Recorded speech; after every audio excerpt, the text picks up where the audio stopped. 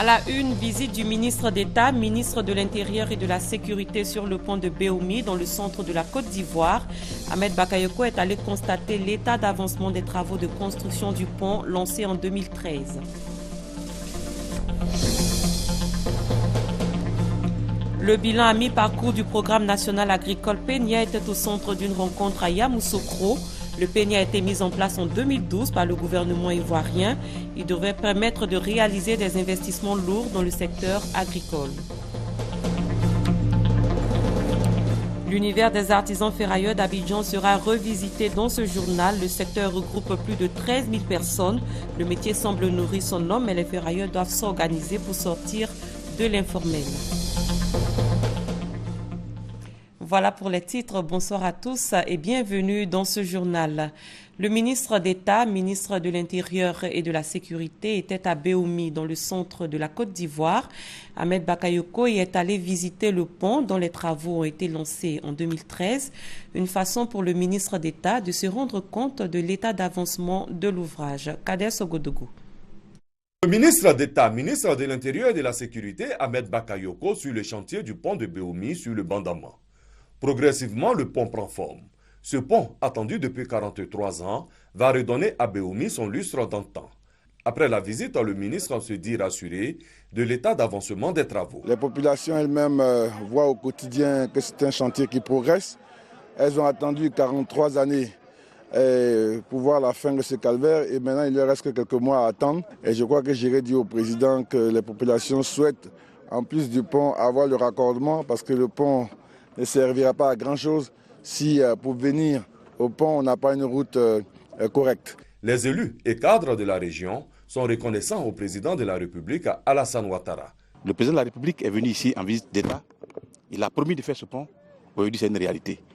Et j'ajoute que nous, Ivoiriens, nous ne mesurons pas assez la chance que nous avons d'avoir un président comme Alassane Ouattara qui dit ce qu'il fait, qui fait ce qu'il dit. C'est une chance que nous avons. Sachons dire merci. Plein de reconnaissance vis-à-vis du chef de l'État, plein de reconnaissance vis-à-vis du ministre d'État et de ses collaborateurs, plein de reconnaissance vis-à-vis de l'État de Côte d'Ivoire pour la population de Béoumi. Béoumi a pleuré longtemps et rien qu'à voir le pont, à voir le ministre d'État qui se déplace, nous voulons témoigner et dire au président, il l'a promis, il l'a fait, c'est un homme de parole, c'est un homme d'engagement, nous le suivons et ce n'est pas... Le peuple codé ne s'exprime pas au hasard. Les responsables du chantier rassurent quant au respect du délai de livraison de l'œuvre. Il faut dire que dans le cadre de ce projet, on a démarré les travaux au mois de février. À ce jour, avec satisfaction, on note un taux de 55% sur les travaux de Bandama. Et donc, ces travaux, conformément au délai contractuel, on va pouvoir les achever en septembre 2015. Le pont de Béoumi sur le Bandama mesure 243 mètres et se repose sur 28 piliers. Il sera le cordon ombilical entre les régions de Béké, du Béré, de la Maraoué et bien d'autres régions. Le pont de Béoumi sera donc livré dans les délais cette année, une nouvelle qui réjouit les populations et ressortissants de ce département. Elles ont témoigné leur reconnaissance au président de la République pour cette infrastructure en cours de réalisation. Kader Sogodougou.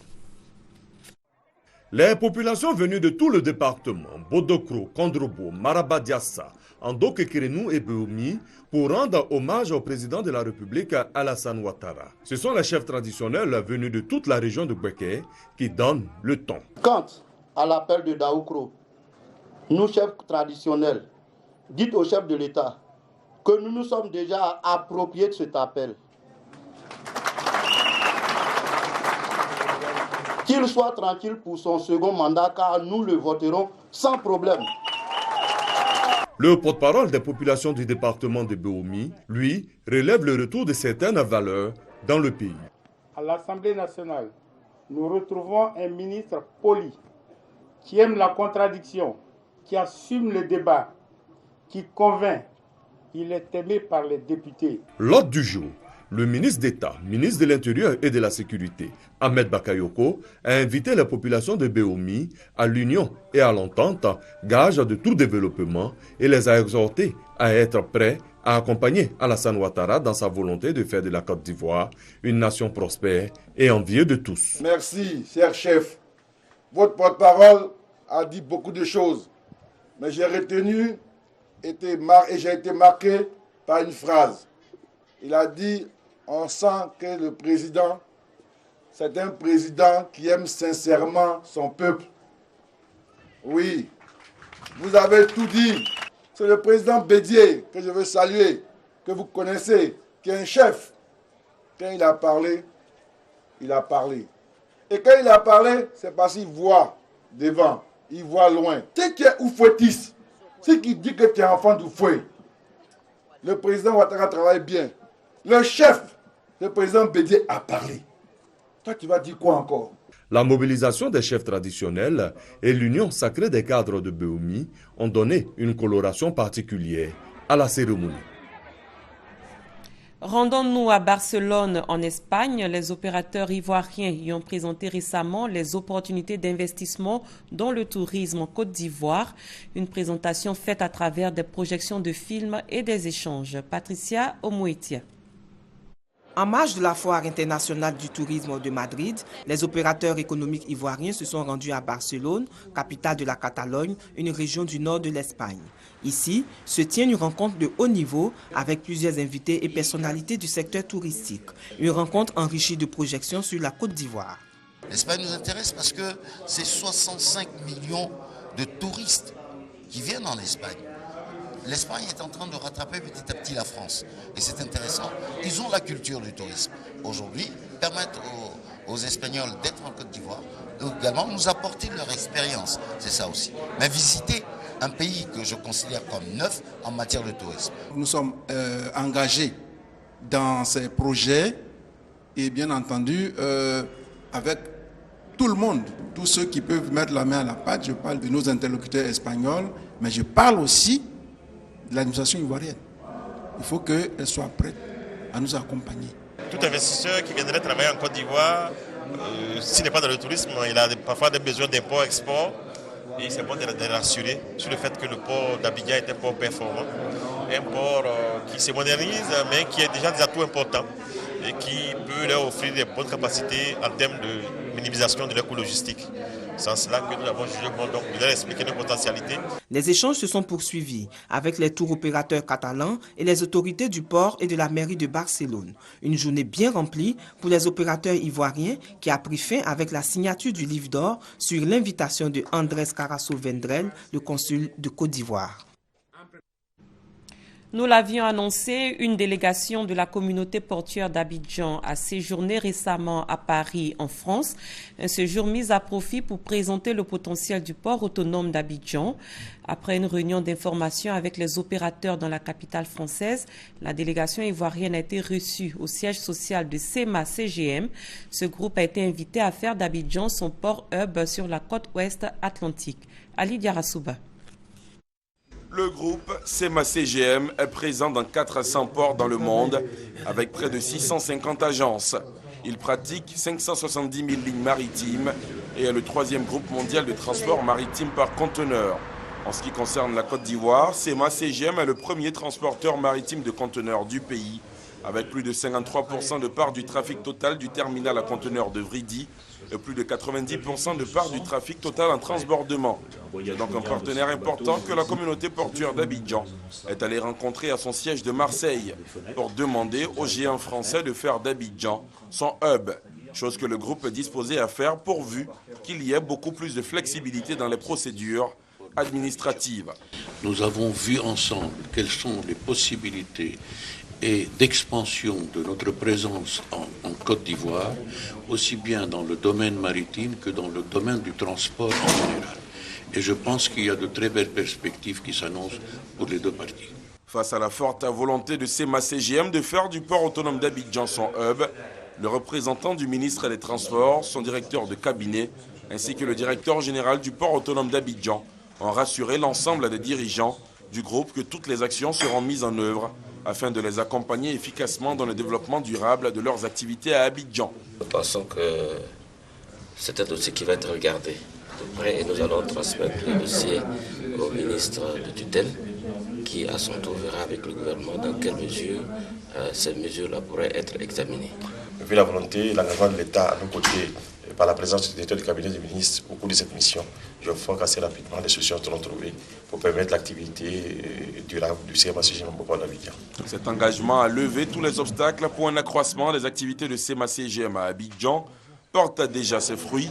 Après cette offensive commerciale de Marseille, la communauté portuaire d'Abidjan a réuni autour d'une même table tous les acteurs concernés, notamment les premiers responsables de l'administration douanière. Ensemble, il a été convenu que quelque chose doit être fait. Dans sa quête de donner un nouvel élan au secteur agricole, le gouvernement ivoirien a mis en place depuis 2012 le programme national agricole PENIA. Quel est le bilan à mi-parcours de ce programme? La question a été débattue à Yamoussoukro. Noanyanyou. Évaluer le PENIA, Programme national d'investissement agricole, après plus d'un an de mise en œuvre, l'équation est résolue. Sangafoua Koulibaly, ministre de l'Agriculture, son cabinet, les directeurs généraux et transversaux de son département ministériel, les responsables des structures sous tutelle, ceux des structures déconcentrées, les coordonnateurs, chefs de projet et autres, ont consacré plus d'une demi-journée à cet exercice capital pour la redynamisation du secteur agricole. Surtout que cela va contribuer à la croissance agricole de 9%, réduire sensiblement la pauvreté, assurer la sécurité alimentaire et créer des emplois. Sur chacun de ces chapitres, les indicateurs sont au vert. Par exemple, au niveau de la production des cultures de rente, la croissance est passée de 6% en 2013 à 8% en 2014. Les cultures vivrières affichent 27% en 2014, quand les revenus des producteurs indiquent 25% de croissance. Pour l'emploi, 632 000 emplois ont été créés. Ce secteur va connaître une meilleure exploitation en 2015 avec la création de centres de formation intégrés. Si un jeune veut embrasser le métier de la terre, le fait qu'il soit admis dans ce centre, ça veut dire que, son projet est jugé viable, que 2, on s'est assuré qu'il a accès à la terre, on lui donne la formation requise, et quand il sort, c'est plus facile pour une banque de miser sur lui. Dernier indicateur significatif à souligner, le niveau de ressources mobilisées à mi-parcours. Il est plus de 754 milliards de francs CFA sur le 2040 prévu pour la mise en œuvre du PENIA. Faisons à présent une incursion dans l'univers des artisans ferrailleurs d'Abidjan. Le secteur, véritable marché de pièces détachées de véhicules hors d'usage, regroupe plus de 13 000 personnes. Le métier semble nourrir son homme, mais les ferrailleurs doivent s'organiser pour sortir de l'informel. Michel Mambo. Capot de voiture, cric, pare-brise ou encore volant. Nous sommes à la casse d'Adjami, une véritable mine d'or dans un tas de ferrailles. Dosso Sobou l'aura compris. Ferrailleur de son état, il semble bien gagner sa vie en ces lieux. En payant la voiture, je regarde le capot. Je dois vendre le capot à tel prix, je dois vendre les ailes à tel prix. Bon, c'est par rapport à ça, nous payons les vieilles voitures et on fait le prix. Maintenant, quand le client vient, les calculs pendant l'achat, si tu descends, tu rates, tu risques de tomber. Ils sont plus de 13 000 à exercer dans ce secteur d'activité. Pas facile, comme dans tous les secteurs d'activité, de tirer son épingle du jeu. Et pourtant, dans ce tas de fer, de fonte ou d'acier, des femmes ont réussi à se frayer un chemin. À l'exemple de Bamé Félicité, qui totalise 20 ans d'expérience, ou encore de Touré Mawa, présidente des femmes ferrailleurs de Côte d'Ivoire, cette passionnée qui ne regrette pas d'avoir tourné le dos à la fonction publique. J'ai un diplôme en communication, donc si je me suis retrouvée à la ferraille, ce n'est pas passion. Ce n'est pas parce que j'ai tout perdu dans la vie que je suis à la ferraille. Je pouvais aller encore postuler ailleurs, mais aujourd'hui, quand tu mets mes amis diplômés à côté de moi, je préfère ma ferraille que le bureau. Ça, je ne regrette pas. Comme quoi, à la casse, il n'y a pas que des analphabètes. Tout le monde y gagne pour son compte. Le secteur est pourvoyeur d'emplois, reste seulement à l'organiser pour le sortir de l'informel. On a demandé qu'on se mette en fêtière, que les ferrailleurs sont dispersés, qu'on agit de manière disparate, qu'on se mette en fêtière pour qu'on ait un seul interlocuteur. Et depuis le 27 juin 2013, c'est ce que nous avions fait. Prendre une part active au développement économique de la Côte d'Ivoire. L'engagement est pris. Les ferrailleurs de Côte d'Ivoire espèrent seulement une franche collaboration avec leur tutelle pour gagner le pari. L'élection présidentielle en Côte d'Ivoire, c'est en octobre prochain.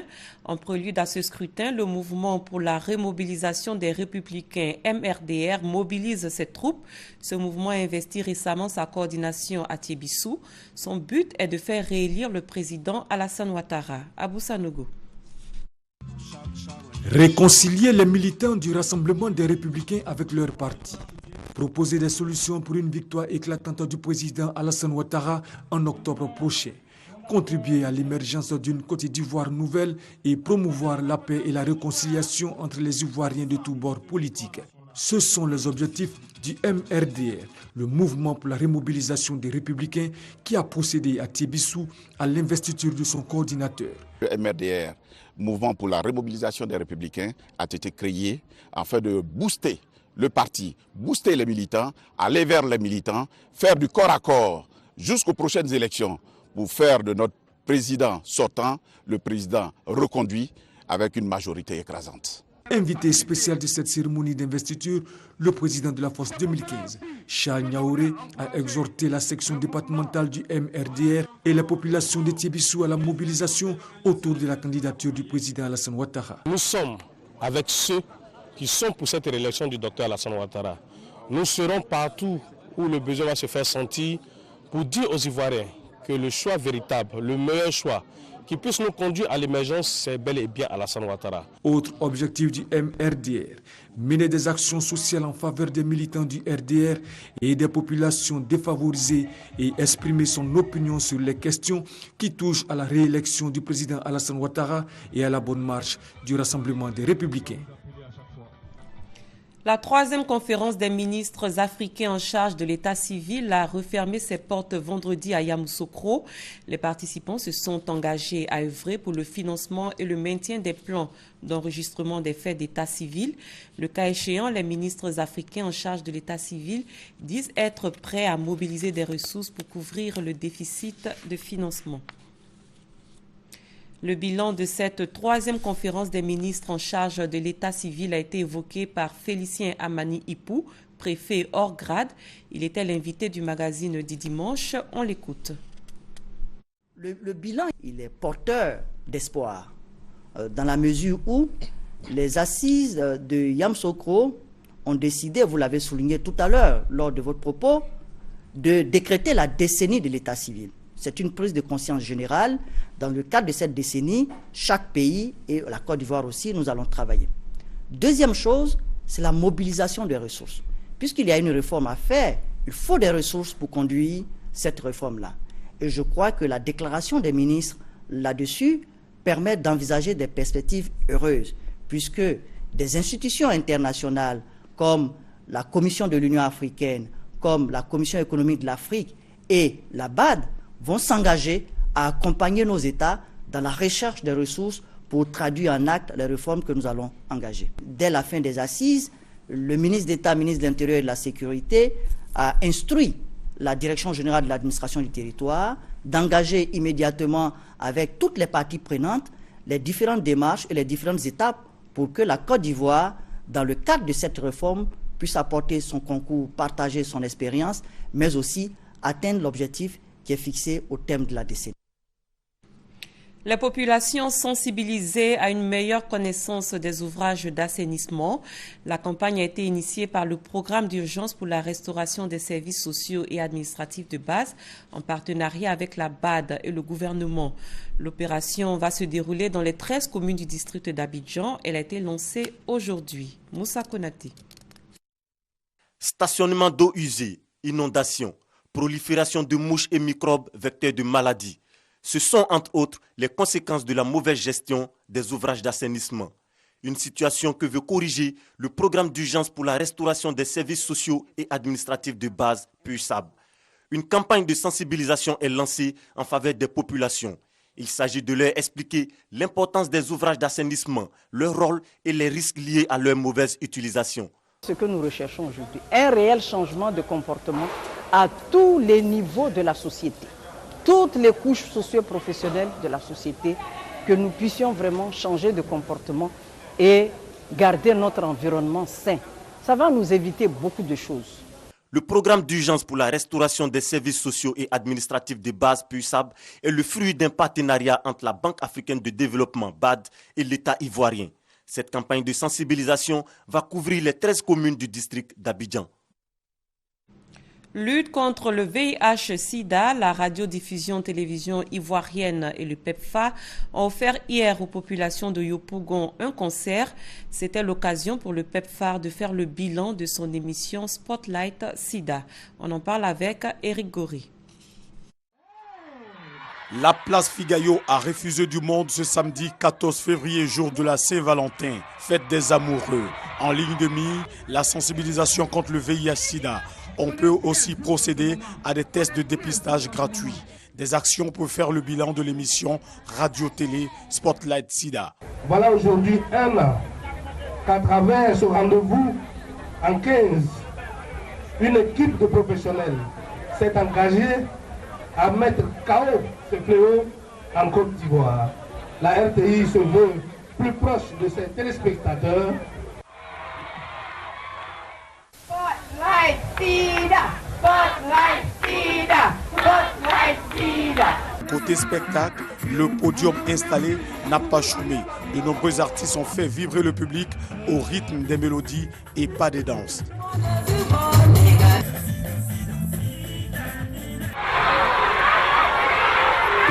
Le concert est bienvenu pour la sensibilisation de nos frères afin de comprendre que le sida existe vraiment. Ce côté est magnifique, c'est chic, c'est bien. Ça permet aux jeunes aussi de se divertir, voilà, pour éviter un peu de stress. Donc je pense que c'est à féliciter. En 2014, la télévision ivoirienne et la radio Côte d'Ivoire ont diffusé respectivement 22 et 50 émissions de Spotlight Sida. Pour 2015, la même dynamique va s'intensifier avec pour objectif mettre KO le VIH-Sida. Une marche pour préconiser la pureté sexuelle dans les foyers et dans la société. Elle a été organisée par des associations de jeunesse et des ONG. Parrain de cette manifestation à Kassaye-Lazare, il a invité la population au respect des principes du mariage pour la stabilité des familles en Côte d'Ivoire. Koné Pagassoro. Abstinence avant le mariage. La famille est égale à un homme et une femme. La fidélité dans le mariage. Entre autres messages de sensibilisation de l'organisation non gouvernementale Sexe Absolu, Famille Idéale. Des messages d'invitation à la pureté sexuelle dans les foyers à l'occasion de la célébration de la fête de la Saint-Valentin, célébrée le 14 février. Aujourd'hui, on a décidé de sensibiliser toute la population pour leur dire que maintenir la fidélité dans le mariage, parce que Dieu a établi un ordre. Ce n'est pas nous qui devons déranger l'ordre de Dieu, mais nous devons suivre l'ordre de Dieu. Le mariage réussi, c'est un homme fidèle, une femme fidèle, une famille idéale. Pour le parrain de la marche à la pureté sexuelle, Lazare à Kassaye, l'amour est la base d'un mariage réussi, garant de la stabilité de la famille. Avant le mariage, il faut tout faire, il faut se battre pour garder sa pureté sexuelle. Et ça fait de nos mariages, de nos couples, des couples sains. Parce qu'en fait, nous venons tous d'une famille. Si les familles ne sont pas saines, ne sont pas centrées sur l'amour vrai de Dieu, où est-ce que nous allons? Une fois que Dieu vient dans un couple et dans une famille, cette famille, elle est sauvée. 3 km de marche allant du Carrefour en adore de Yopougon, passant par la mosquée Maroc et l'église Saint-Matthieu, ont permis d'attirer l'attention des populations sur le respect des principes du mariage, à savoir la fidélité et la pureté sexuelle. Et dans la même veine, l'amour dans le couple, c'est le thème d'une conférence de presse tenue à Cocody à l'occasion de la Saint-Valentin. Plusieurs couples ont pris part à cette rencontre animée par une psychopédagogue, Patricia Omou-Etia. Une conférence originale sur l'amour et sur la vie de couple. C'est à travers des échanges et des anecdotes que Berthe Poin aborde des thèmes aussi diversifiés qu'intéressants. Vous voyez, avant, l'amour était un simple ingrédient de la relation sentimentale. Mais aujourd'hui, on voit que c'est l'élément essentiel. J'ai voulu vraiment qu'on s'entretienne sur le thème de l'amour pour leur montrer quel est le type d'amour qu'ils ont dans leur foyer. Est-ce que c'est un amour de manque, un amour de besoin ou un amour de consommation, bien de don de soi? Voilà. Le couple n'est pas, le couple se construit. On pense qu'après un mariage, tout est fini. Non. Cette rencontre a vu la présence de plusieurs couples venus participer aux échanges. Lorsqu'on est marié, c'est pas tout qu'on sait. Et on doit toujours apprendre, chercher toujours des petits secrets pour maintenir le couple en vie. Le foyer, c'est la patience et surtout la communication. Parce que tant qu'on ne communique pas, le message ne va pas passer. La Saint-Valentin permet de montrer que l'amour vrai existe toujours. C'est l'occasion que nous soyons mariés depuis longtemps ou encore dans le premier élan d'une relation de dire combien nous sommes heureux avec notre partenaire, conclut Berthe Pouan, psychopédagogue. En religion, l'Église Papa Nouveau a procédé à la consécration de 10 nouveaux messagers de Dieu, une manière pour l'Église de consolider son unité en vue d'une plus grande expansion de l'œuvre de Dieu. Serge Koléa. Ces 10 messagers de Dieu consacrés ont rempli les formalités de consécration de l'Église Papa Nouveau, comprenant les étapes de nomination, d'onction et d'ordination. Le devoir du messager, c'est d'aller propager l'évangile révélé aux saints prophètes. Né à Toukouzou en 1901, le prophète Papa Nouveau a commencé sa mission de paix et de libération des hommes le 12 janvier 1937. Il a fondé, à la lumière des prescriptions divines, la cité sainte aux Alem en 1948. Il est décédé en 2001 à l'âge de 100 ans. L'œuvre de Papa Nouveau est poursuivie par ses nombreux disciples, notamment le docteur Albert Pitié, présent à cette cérémonie de consécration. Les messagers sont les hautes autorités de l'Église. On a prié pour eux, pour qu'ils puissent tenir l'engagement de faire respecter les lois de l'Église. Et nous sommes heureux, c'est un grand jour, parce que tout cela s'est fait en présence des autorités administratives et devant le bâton de commandement de notre saint prophète. Pour le président de l'église Papa Nouveau, son éminence Ambroise Messager Broalé Diodé, ils doivent être en contact permanent avec le siège de l'église et la CIM Church pour la réussite de leur mission avec obligation de rapport au siège.